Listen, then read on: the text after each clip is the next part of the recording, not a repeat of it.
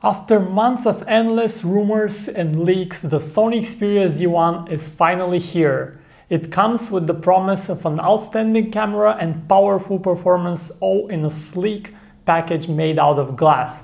But can it still beat one of the top Android smartphones nowadays, the HTC One?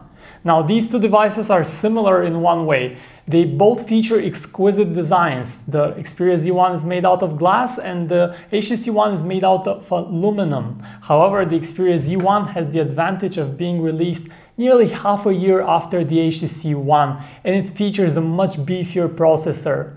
Does this make it a better handset? Let's explore and find out. The HTC One was among the first Android devices to become popular not just for its under-the-hood power, but also for its exquisite design. Sturdy and stylish, the phone features an aluminum unibody frame.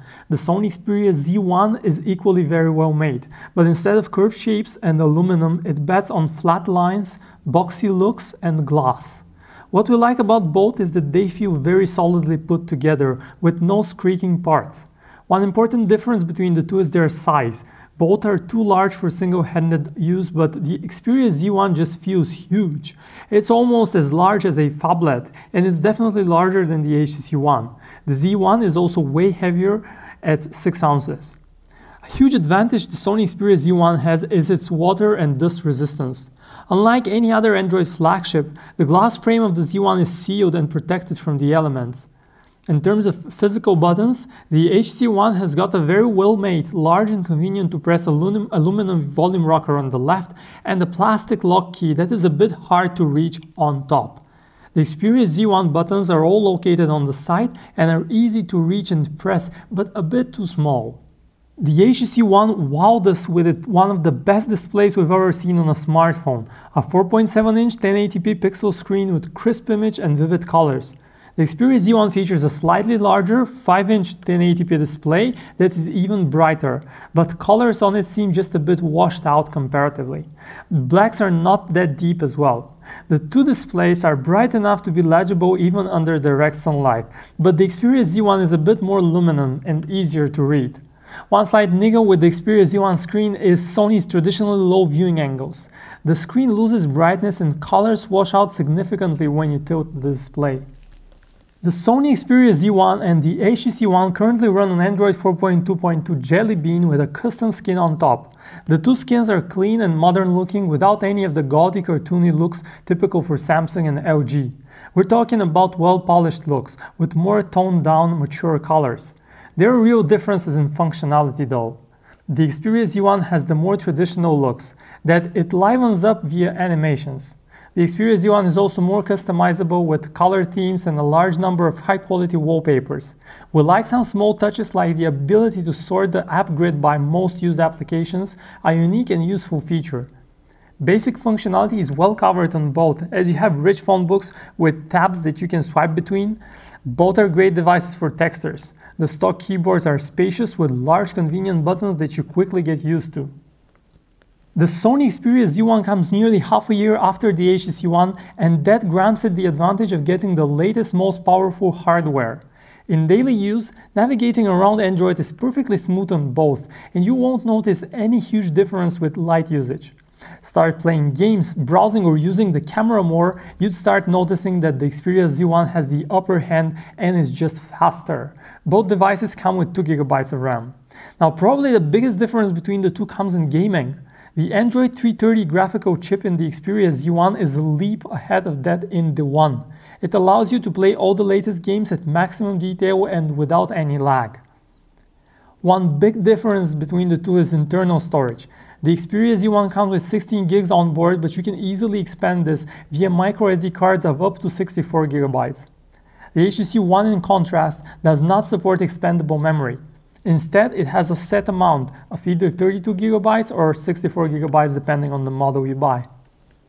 While HTC and many other companies still include their own custom browser and Google's mobile Chrome on board, Sony with the Xperia Z1 decided to only feature Chrome. That's not a bad decision, as Chrome is a great mobile browser that stands out with its amazing cross-platform syncing capabilities, speed, and intuitive user interface.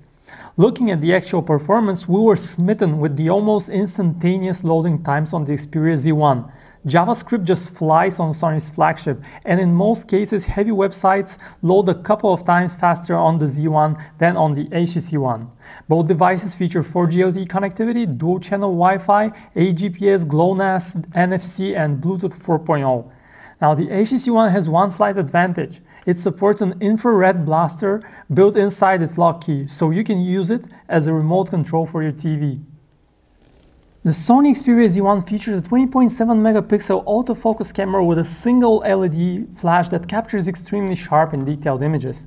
In comparison, the HTC One only has a 4 megapixel autofocus camera. The sensor on the Z1 is also very large, larger than that of most other top-shelf devices. Now, interestingly, the Z1 does not always shoot in the full 20 megapixel resolution. Instead, in the superior auto mode, it tries to detect what you take a picture of, and if the conditions are right, it captures an 8 megapixel image using a technology called pixel binning.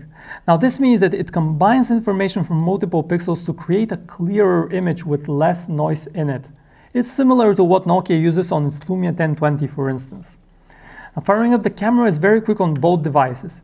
The actual images turn out great on the Xperia Z1, better than all other phones we've seen save for the Nokia Lumia 1020 again. They're extremely detailed, sharp, lack noise, and have pleasing color fidelity. The HTC One is a good camera, but it's simply out of the Z1's league. It lacks detail and has somewhat disappointing low-light indoor performance. Video recording is again impressive on Sony's flagship, with an extremely sharp footage captured at 920 by 1080 pixel resolution and 30 frames per second. The recordings turn out very smooth with no skipped frames and only barely noticeable rolling shutter effect. The HTC One again has comparatively low detail, but wins a lot from its optical image stabilization that keeps the video steady even when your hand shakes. That is one feature that the Xperia Z1 is missing. Both devices also feature very basic 2 megapixel front-facing shooters capable of recording 1080p video. With large and vivid displays, the Sony Xperia Z1 and the HTC One are great for enjoying media on the go. We've already mentioned that Sony has bundled in some great apps in the Xperia Z1. The Walkman music player, the video player, and the image gallery all share the same design cues and are rich in functionality. Both devices support the most popular video codecs out of the box and have no trouble playing back 1080p video. For music, the front-facing stereo speakers on the HTC One are a definite plus, as they pump out rich sound with some depth to it. The Xperia Z1 has a speaker on the bottom and not the back. That's convenient, as sound does not get muffled when you lay the device on its back. Call quality is decent on both handsets, but it's not great. Listening to our callers, the Xperia Z1 sounds very hollow in the earpiece, but it's still easy to understand. The HTC One is better in this regard, with voices sounding in their full rich tonality. On the other end of the line, our callers reported that the Xperia Z1 has decent call quality and it's easy to clearly hear other people's voices. The HTC One, however, disappointed with its microphone capturing a lot of echo and yielding a bit muffled voices.